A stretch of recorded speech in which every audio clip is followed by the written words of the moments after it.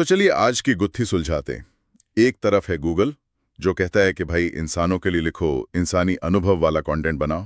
और दूसरी तरफ है ये एआई चैटबॉट्स। हाँ, जो कहते हैं कि बस एक कमांड दो और बूम, 1 मिनट में पूरा आर्टिकल तैयार। बिल्कुल। तो सवाल यह है कि आज की डिजिटल दुनिया में मतलब आगे बढ़ने का सही रास्ता है क्या?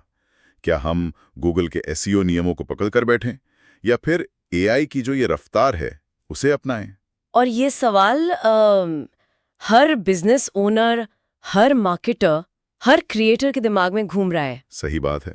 लेकिन जो सोर्स मटेरियल आज हमारे पास है, digital marketing consultant Anuj Kumar का, वो एक बहुत ही दिलचस्प पॉइंट रखता है। क्या? वो कहते हैं कि ये या वो की लड़ाई है ही नहीं।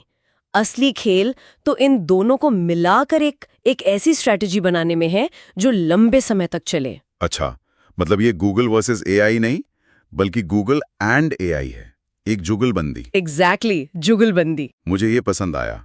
तो ठीक है, आज हम इसी को समझते हैं। पहले देखेंगे कि आज के समय में एसईओ का असली मतलब क्या है, फिर देखेंगे कि इस पूरी कहानी में एआई कहाँ फिट होता है, और आखिर में एक प्रैक्टिकल तरीका ढूंढेंगे जिससे दोनों का फायदा उठाया जा सके। चलिए शुरू करते हैं। तो सबसे पहले बेसिक्स पर आते हैं। जब हम कहते हैं मॉडर्न एसईओ, तो इसका मतलब क्या है? क्योंकि एक जमाना था जब एसईओ का मतलब था कि आर्टिकल में 50 बार कीवर्ड डाल दो और बस रैंकिंग ऊपर। हाँ, वो भी क्या दिन थे। क्या वो दुनिया अब खत्म हो चुकी है? पूरी तरह से। वो एसईओ की कह सकते हैं ब्लैक हैट दुनिया थी, जहां सिस्टम को धोखा देने की कोशिश होती थी। गूगल का मकसद तब भी वही था जो आज है, कि यूजर को सबसे अच्छा रिजल्ट मिले। हाँ, अपने यूजर को सबसे सही, भरोसेमंद और काम की जानकारी देना। और पिछले 10 सालों में गूगल ने जितने भी बड़े अपडेट्स किए हैं, चाहे वो पांडा हो, पेंगुइन हो, या जो हाल ही में आया हेल्पफुल कंटेंट अपडेट, उन सबका एक ही मैसेज है।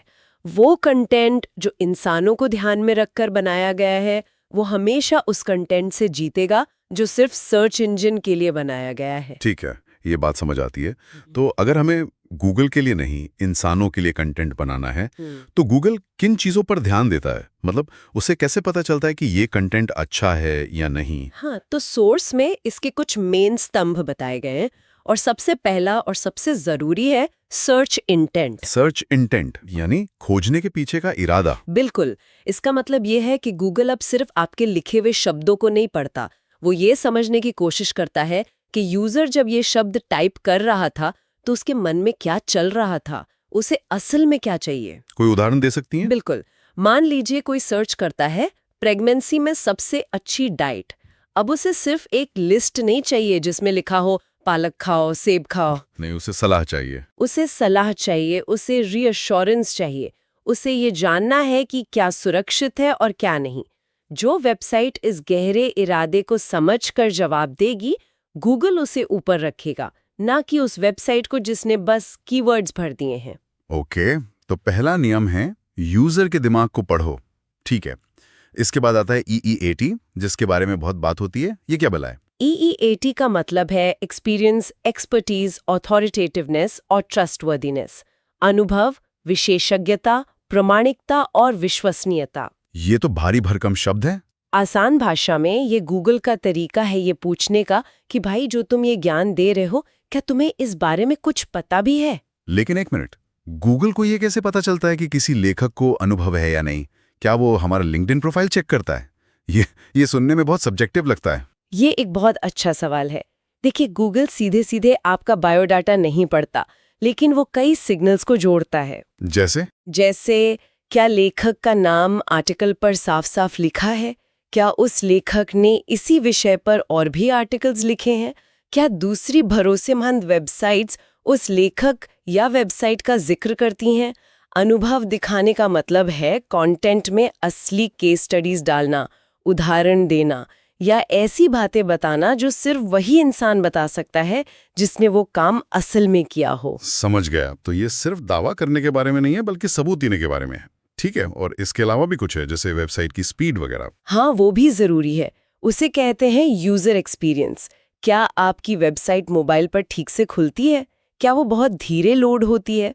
और यहीं से जुड़ा है आखिरी स्तंभ, एंगेजमेंट सिग्नल्स। मतलब लोग पेज पर कितना टाइम बिता रहे हैं? हाँ, क्या वो पूरा आर्टिकल पढ़ते हैं या पहले पैराग्राफ के बाद ही वापस चले जाते हैं, जिसे बाउंस रेट कहते हैं। ये सब मिलकर गूगल को एक पूरी कहानी बताते हैं। ये सब सुनकर तो ऐसा लग रहा है कि गूगल चाहता है सब कुछ इंसानों के हाथ में रहे, अनुभव, भरोसा, क्वालिटी। तो फिर ये जो एआई का इतना बड़ा तूफान आया है, क्या ये एसईओ के लिए बेकार है? इस पूरी तस्वीर में एआई कहाँ फिट होता है? और यहीं पर सबसे बड़ी गलतफहमी पैदा होती है। ज्यादातर लोग सोचते हैं कि गूगल एआई से नफरत करता है। हाँ, मुझे भी यही लगता था। लेकिन गूगल ने साफ कहा है कि उसे इस बात से कोई फर्क नहीं पड़ता कि कंटेंट कैसे बनाया गया है, इंसान से, एआई से या दोनों से मिलकर। उसे सिर्फ एक चीज से फर्क पड़ता है कि वो यूजर के काम का है या नहीं। एग्जैक्टली क्या वो कंटेंट उपयोगी, मौलिक और भरोसेमंद है। अच्छा, तो इसका मतलब ये हुआ कि अगर एक एआई बहुत ही शानदार मददगार आर्टिकल लिख दे तो गूगल उसे रैंक करेगा, और अगर कोई इंसान बहुत ही बेकार ऊपरी ज्ञान वाला आर्टिकल लिखे तो गूगल इसे रिजेक्ट कर देगा। बिल्कुल। निर्णायक कारक तरीका नहीं बल्कि मूल्य है, और यहीं पर सोर्स मटेरियल एक बहुत जरूरी फर्क बताता है। एआई जनरेटेड कंटेंट और AI assisted content. AI generated और एआई असिस्टेड, इन दोनों में क्या फर्क है? एआई जनरेटेड कंटेंट वो है जिसमें इंसान का दखल न के बराबर हो। आपने बस एआई को एक टॉपिक दिया और उसने जो दिया उसे कॉपी पेस्ट करके पब्लिश कर दिया। ठीक है। ऐसे कंटेंट में अक्सर गहराई नहीं होती, कोई अनोखा नजरिया नहीं होता, वो बहुत जेनेरिक लगता है। और एआई असिस्टेड?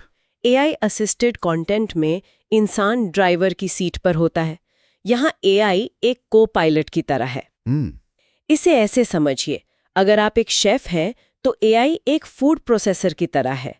वो सब्जियां काटने में, मसाला पीसने में आपकी मदद कर सकता है, समय बचाता है। लेकिन रेसिपी क्या होगी, स्वाद कैसा होगा, ये फैसला तो शेफ ही करेगा। वाह, क्या बढ़िया एनालॉजी है। तो एआई रिसर्च करने, एक ढांचा बनाने या आइडियाज देने में मदद कर सकता है, लेकिन फाइनल टच और असली विशेषज्ञता इंसान की ही होनी चाहिए। बिल्कुल। यही वजह है कि आज भी जब आप कुछ जरूरी सर्च करते हैं, खासकर हेल्थ, फिनेंस या कानून जैसे विषयों पर, हाँ, तो टॉप रिजल्ट्स में ज्यादातर इंसानों का लिखा कंटेंट ही मिलता है, क्योंकि इन क्षेत्रों में वो EEAT वाली बात सबसे ज्यादा मायने रखती है। आप किसी मशीन से ज्यादा एक अनुभवी इंसान पर भरोसा करते हैं। सही बात है। तो ये साफ है कि एआई को पूरी तरह से नजरअंदाज करना एक बेवकूफ़ी होगी। सवाल यह है कि हम इसे एक दुश्मन की तरह देखने के बजाय एक स्मार्ट असिस्टेंट की तरह कैसे इस्तेमाल करें। एसईओ के काम को बेहतर बनाने में एआई कहाँ-कहाँ मदद कर सकता है? लेखक के अनुसार एआई कई जगहों पर गेम चेंजर साबित हो सकता है। पहला है एडवांस्ड कीवर्ड रिसर्च। एक इंसान जितने कीवर्ड्स घंटों में खोज सकता है, एआई टूल्स वो काम मिनटों में कर सकते हैं। और कंटेंट बनाने के प्रोसेस में? वहां भी इसकी बड़ी भूमिका है। एआई कंटेंट का स्ट्रक्चर बनाने में बहुत मदद करता है। आप उसे एक टॉपिक दे और वो आपको एक लॉजिकल आउटलाइन बनाकर दे सकता है। मतलब ये रिसर्च और प्लानिंग को सुपरचार्ज कर देता है। हाँ, और सिर्फ इतना ही नहीं, ये टॉपिक डिस्कवरी में भी मदद करता है। मतलब आपकी इंडस्ट्री में ऐसे कौन से सवाल हैं जो लोग पूछ रहे हैं लेकिन उन पर अच्छा कंटेंट है ही नहीं।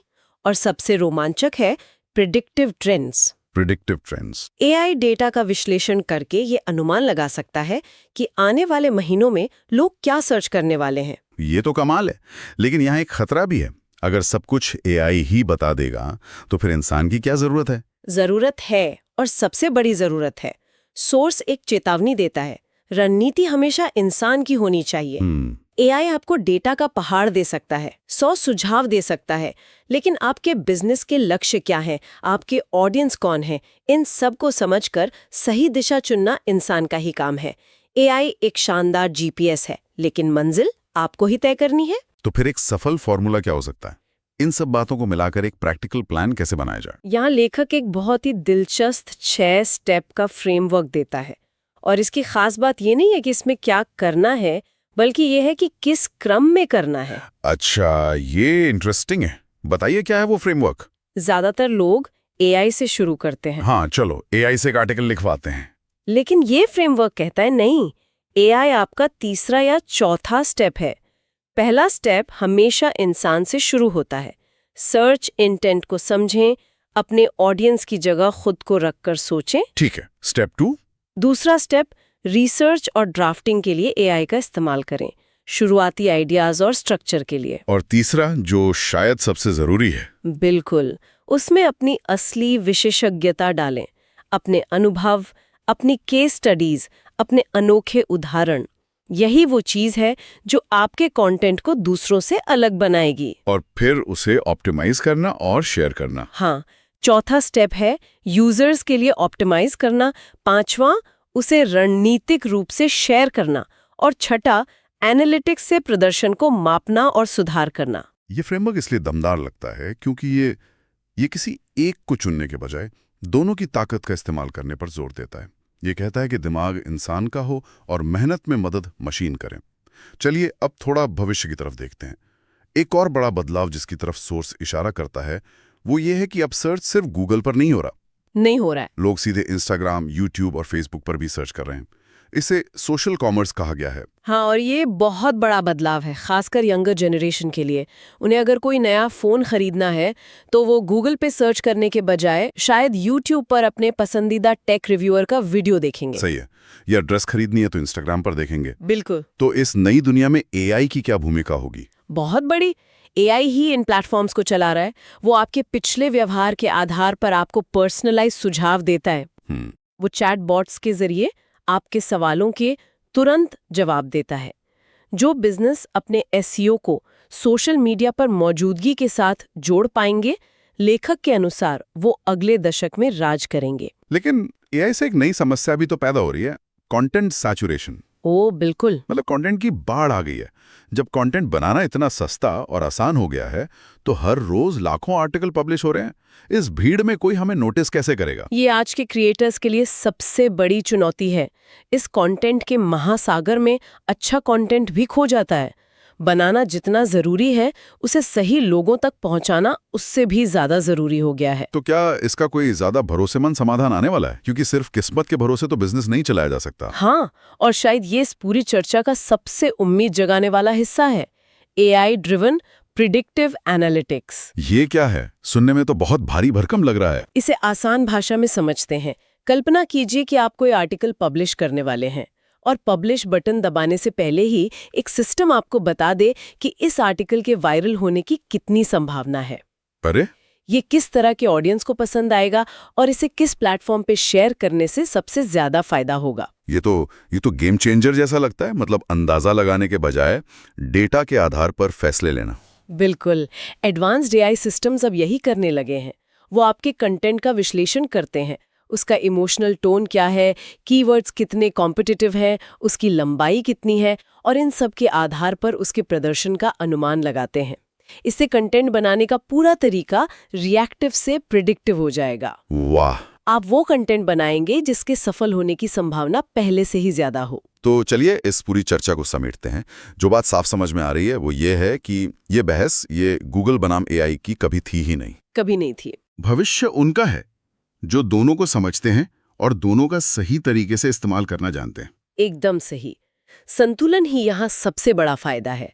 अगर आप सिर्फ पुराने तरीके के एसईओ पर टिके रहेंगे तो आप धीमे हो जाएंगे, और अगर आप पूरी तरह से एआई पर निर्भर हो जाएंगे तो आप अपनी प्रामाणिकता खो देंगे। हाँ, और वो भरोसा खो देंगे जो बनाने में सालों लगते हैं। तो कंटेंट ऐसा होना चाहिए जो व्यावहारिक हो, मददगार हो, आपके असली अनुभव पर आधारित हो और साथ ही उसे सही तरीके से ऑप्टिमाइज भी किया गया हो। बिल्कुल।